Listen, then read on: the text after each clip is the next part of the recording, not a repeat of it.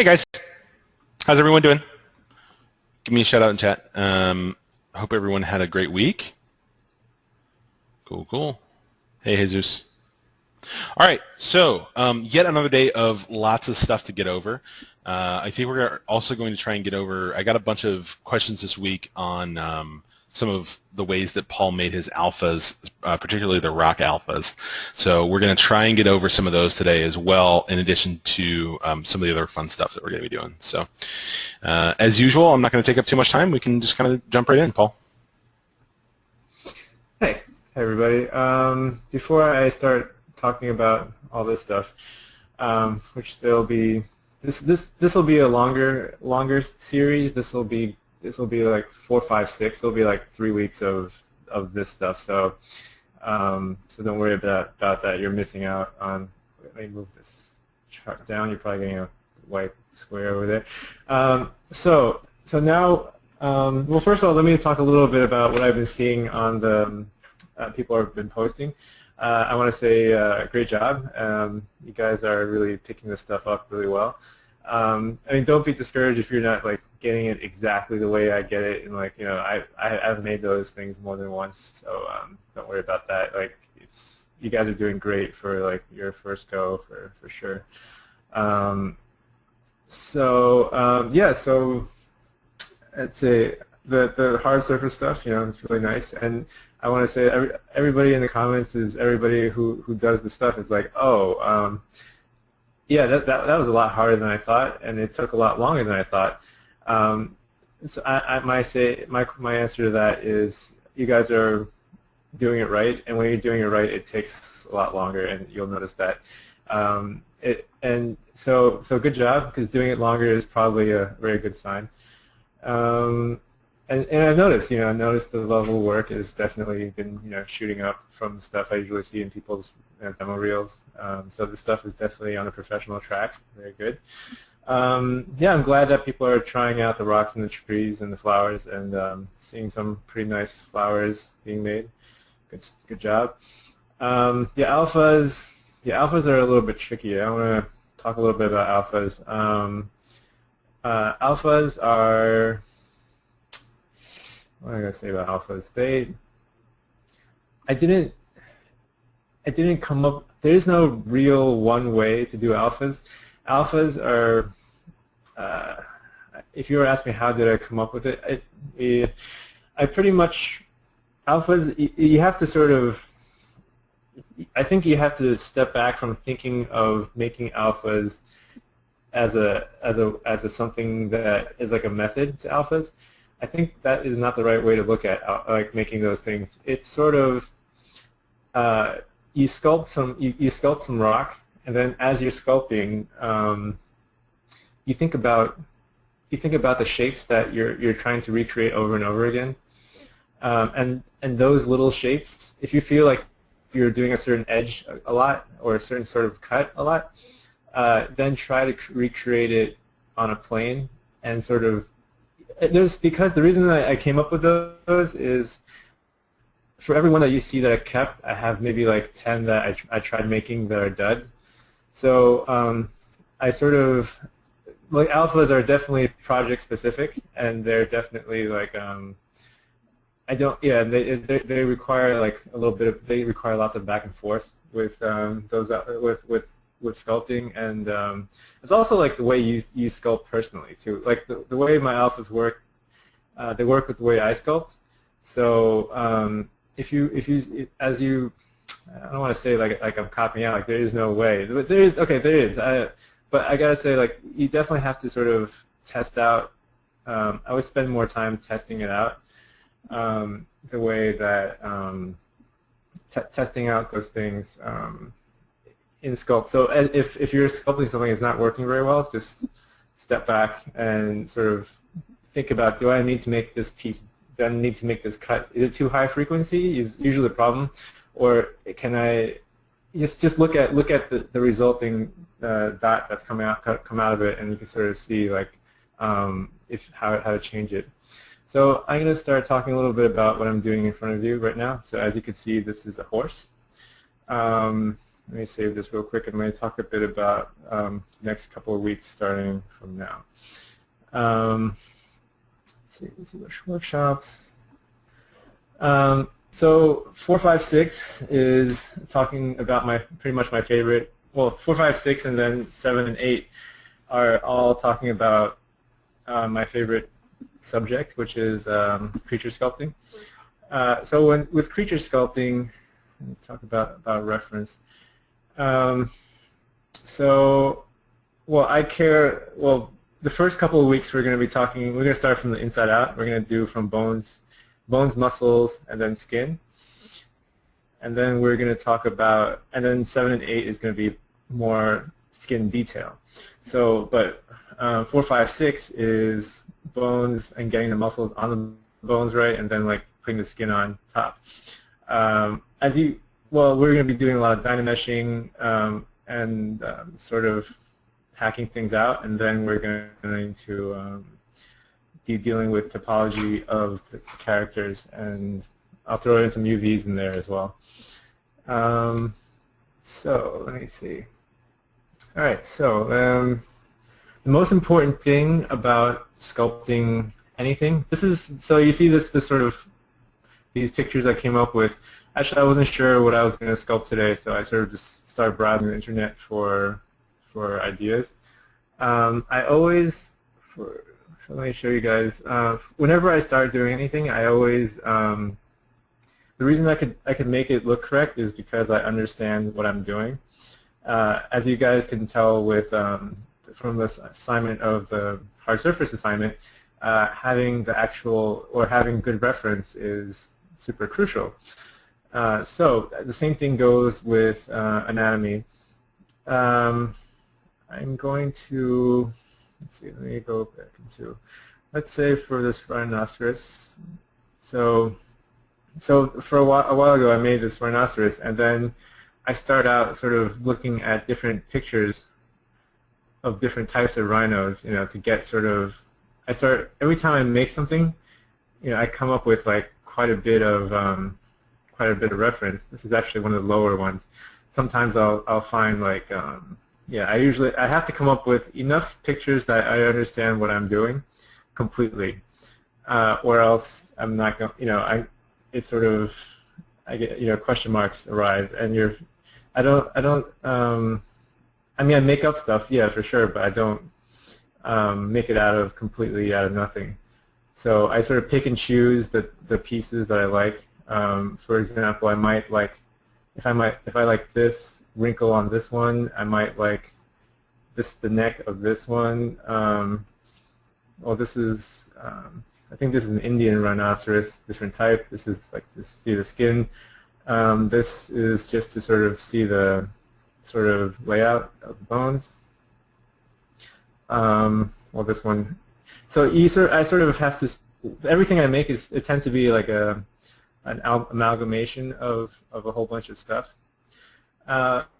So let me talk a little bit about what I usually see in people's reels and what is bad usually. So the most common, unfortunately, I think people when people do these creatures and everything like that, they focus on the face the most. So they spend a lot. I mean, I feel like if you could pull it off or not, that's another issue. But I feel like people spend a lot of time on the face, and they don't. I feel like they sort of forget about the rest of the body. And it's also important. So I'm going to focus quite a bit on that, just to. There's going to be some bloody images come up as I flip through the reference. So if you're squeamish, sorry. Let me talk a little bit about creature work. A couple of concepts to think about is okay. So what we have here. Okay, so when we're dealing with vertebrates, I mean, if you're making like insects and insects and squids and all that stuff, that's a different story. But when we're dealing with when we're dealing with vertebrates, they're related, evolution and everything like that. So things are evolved out of a more common species above that.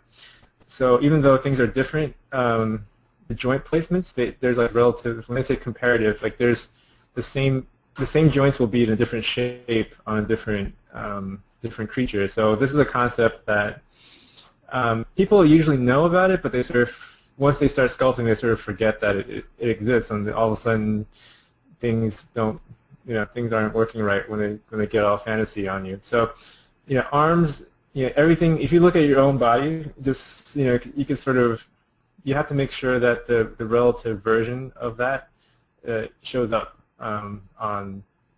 So, if we look at, say, for like a, if we look at arms and forearms, wrists and fingertips, it go from bird to horse, or even when people often make the feet of a bird, they only do the second half.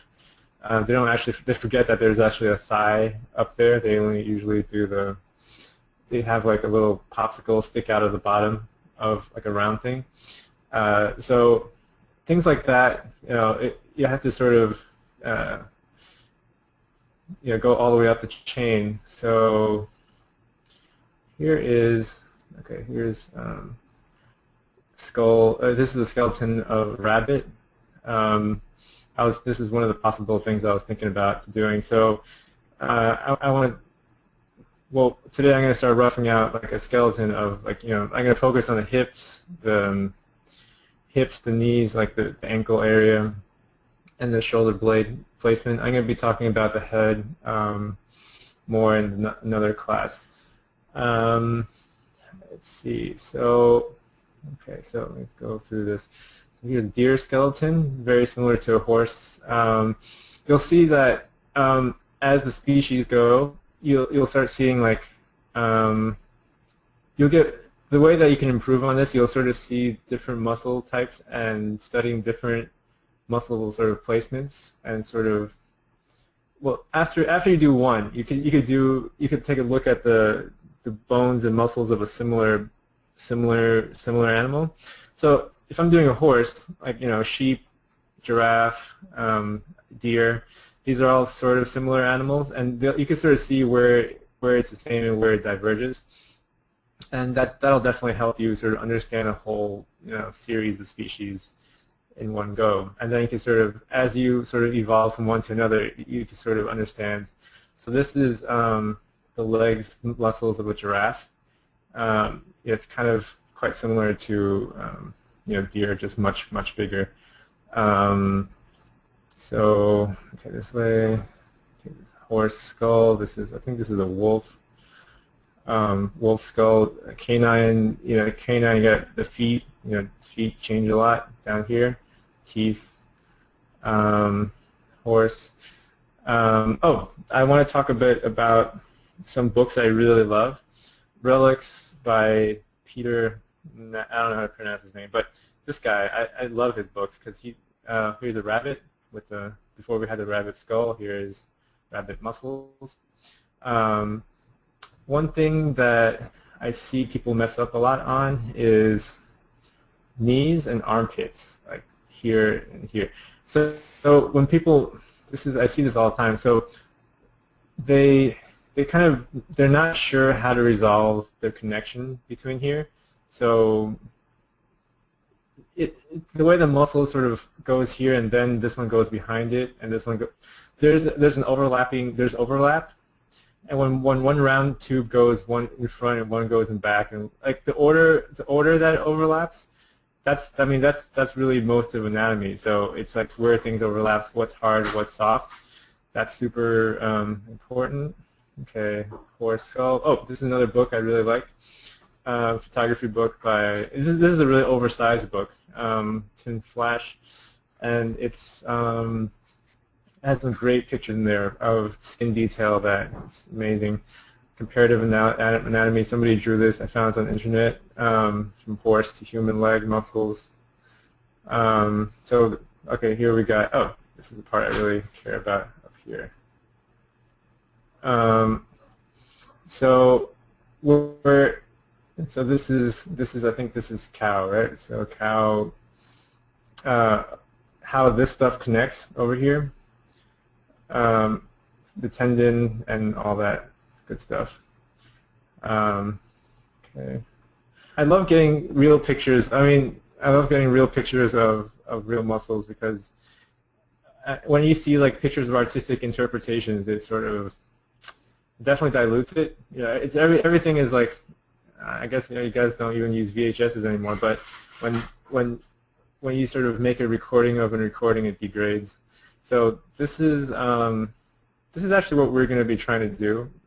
This is I'm pretty sure this is real. This is real bone, and this is like they're putting clay over it, simulating the muscles.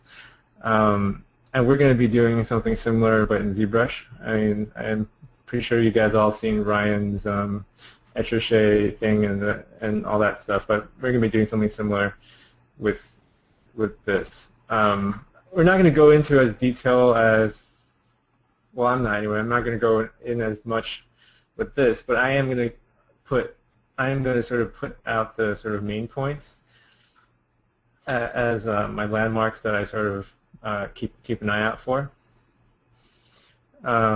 This was another possibility of something I was going to do: greyhound, deer. So I found a lot of really good horse reference. So I decided to go with a horse. So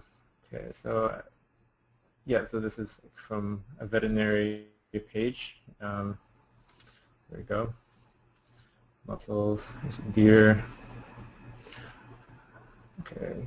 Oh, there's another book by Peter. This is his first one. He does these macro photography of animals that I've never seen before, and I've seen a lot of animals, so very great stuff. I think this is a cat, back of the leg of a cat.